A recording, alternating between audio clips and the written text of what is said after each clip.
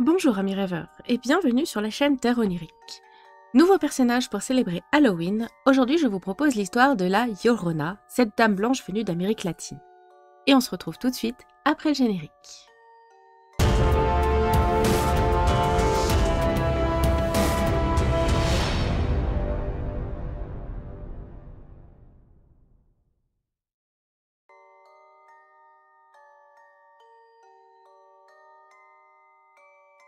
La légende de la Llorona est une légende que l'on retrouve un peu partout en Amérique latine. Il existe en fait plusieurs versions de la légende en fonction du pays ou de la région. Un peu comme pour toutes les légendes, donc comme je vous l'ai dit à chaque fois, ça dépend vraiment des régions et des conteurs. La légende d'un esprit de femme pleurant au bord d'un cours d'eau est récurrente dans la mythologie aborigène des peuples préhispaniques, c'est-à-dire les peuples qui étaient là avant la colonisation de l'Amérique latine par l'Espagne. Dans les cultures précolombiennes, on retrouve plusieurs fois des récits parlant de ces fantômes. Les historiens pensent que cette légende s'est ensuite diffusée dans toute l'Amérique latine et a été intégrée dans le folklore sud-américain à partir de l'arrivée des conquistadors espagnols. Au Mexique, certains chercheurs pensent que la Llorona pourrait avoir des origines dans des créatures ou des divinités préhispaniques. Avant d'entrer dans la légende même de la Llorona, je vous propose d'aller voir un peu quelques déesses préhispaniques qui ont probablement contribué à sa création. La Llorona est toujours assimilée à l'au-delà, la mort, la faim, le péché et la luxure. De par ses attributions, on peut la rapprocher de plusieurs divinités préhispaniques, comme par exemple Xtabay, une déesse lacandonienne, qui est un esprit malin prenant la forme d'une femme dont le dos ressemble à un arbre creux. Elle charme les hommes jusqu'à les rendre fous, puis elle les tue. Chez les Aztèques, il y a Xonaxi-Quecula, qui est une divinité de la mort, de l'au-delà et de la luxure. Bien qu'elle a l'air très séduisante au premier regard, si on s'y attarde un peu, on remarque qu'elle a les bras décharnés. Elle aussi rend fous les hommes qui tombent sous son charme avant de les transformer en squelettes et de les emporter avec elle dans l'au-delà. Chez les Purépechas, la déesse Oikanime est une déesse de la faim, mais aussi des femmes qui mouraient en couches. Ces femmes étaient ensuite transformées en guerrières avec un statut de divinité mineure. Elles étaient priées et recevaient des offrandes. Au Mexique, la déesse Cihuacoatl était une déesse de la terre, de la fertilité et des accouchements. C'était aussi une femme guerrière qui était la mère de tous les Aztèques et de leurs dieux. Elle a un aspect mi-femme, mi-serpent et elle émerge des eaux du lac Texcoco pour pleurer ses enfants, annonçant alors le 6e présage de la destruction de la culture mexicaine par les conquérants venus de la mer.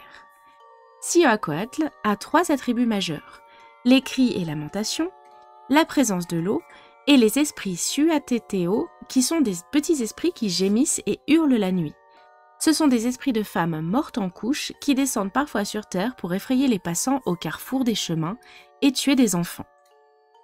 Parmi toutes les légendes de la Llorona, la plus populaire date du XVIe siècle et prend place dans l'ancienne cité de Tenochtitlan. La légende de cette époque dit qu'une fois la nuit tombée, les habitants fermaient toutes les portes et toutes les fenêtres. Certains étaient réveillés en pleine nuit par les pleurs d'une femme qui déambulait dans les rues.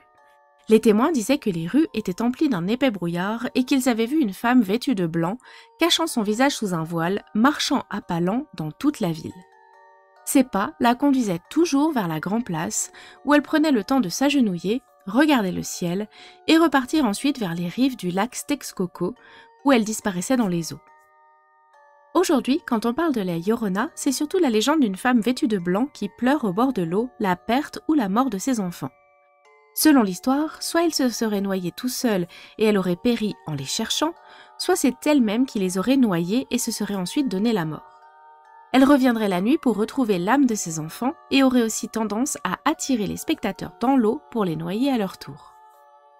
L'histoire de la Llorona rejoint celle de la Dame Blanche que l'on retrouve dans plusieurs pays d'Europe. Nous reviendrons sur l'histoire de la Dame Blanche prochainement car c'est aussi un personnage que vous m'avez beaucoup demandé. Aujourd'hui, on retrouve plusieurs témoignages de rencontres avec la Llorona.